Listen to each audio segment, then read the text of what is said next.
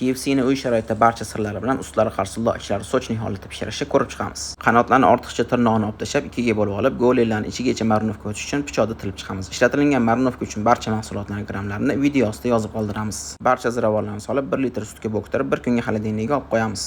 Tovuqlarni ustini qoplash uchun upoq tayyorlab olamiz. Bunga ishlatilgan barcha mahsulotlarni video ostidan topishingiz mumkin.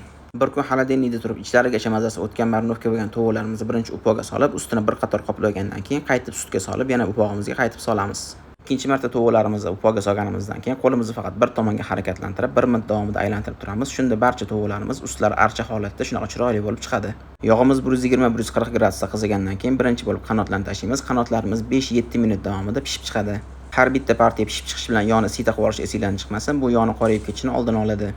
Kattaroq bo'laklarimiz, ya'ni go'len boldir qismi sal kattaroq bo'lgani uchun bularni 8-10 minut davomida ushlab turish tavsiya qilinadi. Tovuqni o'ziga ohangraboda jalb qiladigan sous tayyorlab olamiz. Smetanaga marinovniy bodring, ukrop, chesnok, ozgina mayonez hamda garchitsa qo'shib, bodringni suvidan tabga ko'ra murch hamda tuz qo'shib blender yoki chopperda maydalab olamiz. Uy sharoitida KFC'larni tayyorlashga qiynalayotgan tanishlaringizga yuborib qo'ysangiz, ularga ham manfaatli bo'ladi. Ayniqsa bunaqa souslar bilan o'zgacha uyg'unlik kashf qiladi. Tovuqlarni usti qarsildoq, lekin ichida qancha so'klari saqlanib qolganini o'zingizlar ko'rishingiz mumkin. Ishlatilgan barcha mahsulot grammlarini video ostida to'liq holatda yozib qoldirdik. Xato va kamchiliklar uchun ma'zur tutasiz. Vaqtingizga rozi bo'ling. Assalomu alaykum.